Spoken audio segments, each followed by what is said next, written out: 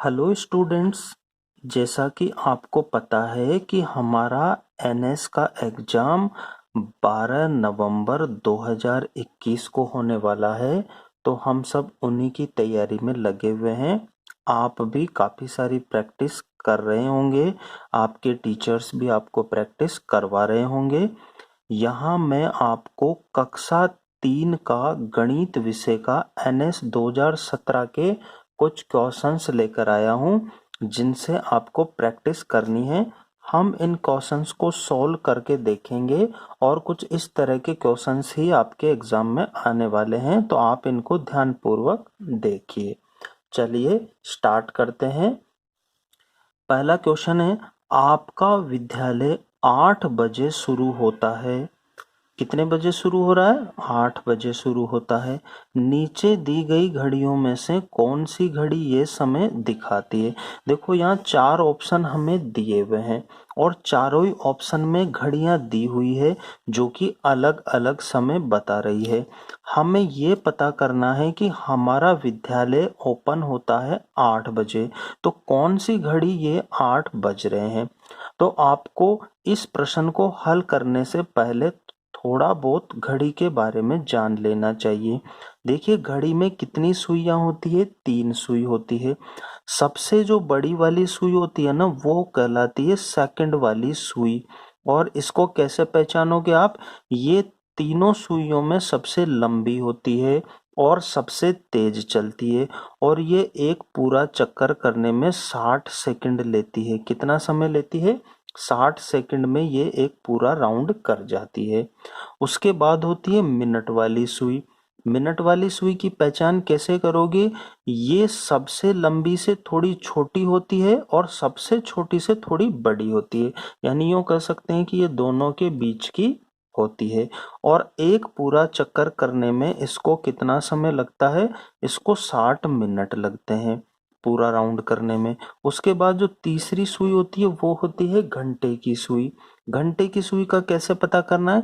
ये सबसे छोटी होगी और बहुत धीरे धीरे चलेगी, यानी सबसे कम स्पीड से चलती है और सबसे छोटी होती है। और ये एक पूरा चक्कर करने में कितने घंटे लेगी?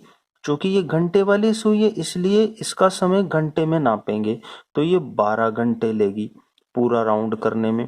ये मिनट वाली है इसलिए हम इसको मिनट में नापेंगे, तो ये पूरा 60 मिनट ले लेगी। ये सेकंड वाली है तो सेकंड वाली को हम सेकंड में नापेंगे, तो ये 60 सेकंड में ही पूरा राउंड कर जाएगी। अब चूंकि यहाँ चारों ही ऑप्शन में आपको 2 सुइयां दी हुई है, कौन सी सुई गायब कर रखी है? सेकंड वाली सुई गायब कर रखी है। मिनट और घंटे वाली सुई दे रखी है। तो देखो ये छोटी है तो ये हमारा घंटा बताएगी और ये बड़ी वाली है तो ये हमारी मिनट बताएगी। अब देखिए ये 8 की सिद्ध में है और ये 12 की सिद्ध में है, तो 8 कौन सी घड़ी बजा रही? यही घड़ी, यानी ऑप्शन क ही हमारा राइट हो जाएगा। अब हम इस पर विचार करते हैं कि ये कितना बजा रही है। देखो छोटी सुई यानी घंटे वाली सुई 10 पर है और मिनट वाली सुई कितने पर? 12 पे, तो ये कितना बजा रही है? ये 10 बजा रही है। कितना बजा रही है? 10 बज रहे हैं। 10 बज रहे हैं इस घड़ी में। इसकी बात करें तो देखिए ये ना 12 की सिद्ध में है ना 1 की सिद्ध में है, ये 12 से ज्यादा है और 1 से कम है।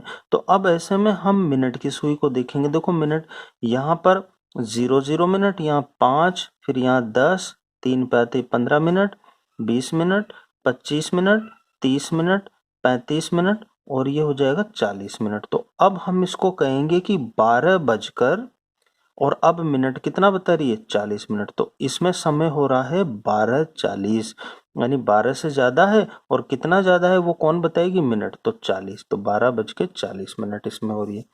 इस पे बताइए कितना? बिल्कुल सही सोच रहे हैं, ये बता रही है हमारा कितना? 6 बजा रही है। 6 बजा रही है। देखो घंटे वाली सुई 6 पर 6 की सिद्ध में है एग्जैक्ट और मिनट वाली 12 की में है, तो ये 6 बजा रही है। अब बढ़ते हैं नेक्स्ट क्वेश्चन की तरफ। क्वेश्चन नंबर 2 है, नीचे दिए गए तरीकों में से कौन सा तरीका चुनोगे कि ये आकार मिल जाए। अब देखो यहाँ 4 ऑप्शन दिए हुए हैं। अब हमें कौन सा तरीका चुनना है जिससे हमें ये त्रिभुज प्राप्त हो जाए। और आप देख रहे रखे होंगे ये कौन सा त्रिभुज है, ये समकोण त्रिभुज नजर आ रहा है। समकोण त्रिभुज मतलब ऐसा त्रिभुज जिसमें एक कोण 90 डिग्री का हो। अब ये देखिए यहाँ अगर हम यहाँ कैंची से काट देंगे इसको तो यहाँ तो हमें दो आयताकार आकृतियां मिल जाएगी, त्रिभुज मिलेगा ही नहीं। ऑप्शन ख में देखिए ये पूरा पेज है और अगर हम यहाँ से काट देंगे तो ये एक त्रिभुज ये बन जाएगा, दूसरा त्रिभुज ये बन जाएगा, तो ये आकृति हमारा उत्तर हो जाएगी। यहाँ देखो कोने से नहीं काटा, थोड़ा दूर से काटा है और कोने से पहले से काटा है तो ये नहीं देगी। यहाँ भी काटेंगे तो दो आयत बन जाएंगे। तो दोनों क्वेश्चंस पहले और दूसरे को हम प्रैक्टिकली भी हल कर सकते हैं। जैसे हम कोई घड़ी ले लें, उसको आगे पीछे करके हम देखें कि कितना बजा रहे हैं कितना नहीं बजा रही है, इस तरह से। इसमें भी हम एक कागज ले सकते हैं, जैसे इस तरह का कोई कागज ले लिया और बीच से इधर से या इधर से बच्चों से कटवा देंगे तो उनको एक त्रिभुज दो त्रिभुज प्राप्त हो जाएंगे, तो वो जान जाएंगे इसके बारे में। अब तीसरा क्वेश्चन देख, क्वेश्चन नंबर 3 में दिया हुआ है कि इस चित्र में गमले के साथ दिए गए फूलों को देखो। ये 1 2 3 4 5 6 गमले दिए हुए हैं। निम्न में से कौन सी गणना फूलों की कुल संख्या देगी। अब देखो एक गमले में 3 फूल है, दूसरे में भी 3 है, तीसरे चौथे पांचवे छठे सभी में 3 फूल है। तो फूलों की कुल संख्या पूछ रहा है। तो सबसे पहले गमले कितने 6 और प्रत्येक में फूल कितने 3, तो 6 × 3 करना पड़ेगा हमको, किसमें है ख में, तो ये हमारा उत्तर हो जाएगा। अब उसके बाद है हमारा चौथा क्वेश्चन, किस घर की संख्या 396 है। अब देखो यहाँ पर स्टूडेंट्स आपको संख्याओं का ज्ञान होना चाहिए, अंकों का ज्ञान होना चाहिए। ये कह रहा है 396, तो देखो ये इस घर की संख्या 396 है। ये कितना है 3906 हो जाएगी। ये तो 30,096 हो गया और ये कितना हो गया, ये 3096 हो गया। तो हमारा राइट आंसर ये हो जाएगा, 396 वाला घर ये हो जाएगा। तो ये आपको संख्याओं से संबंधित प्रश्न था। यहाँ पर आपको अंकों का ज्ञान होना चाहिए, संख्याओं का नॉलेज होना चाहिए। बढ़ते हैं नेक्स्ट क्वेश्चन की तरफ।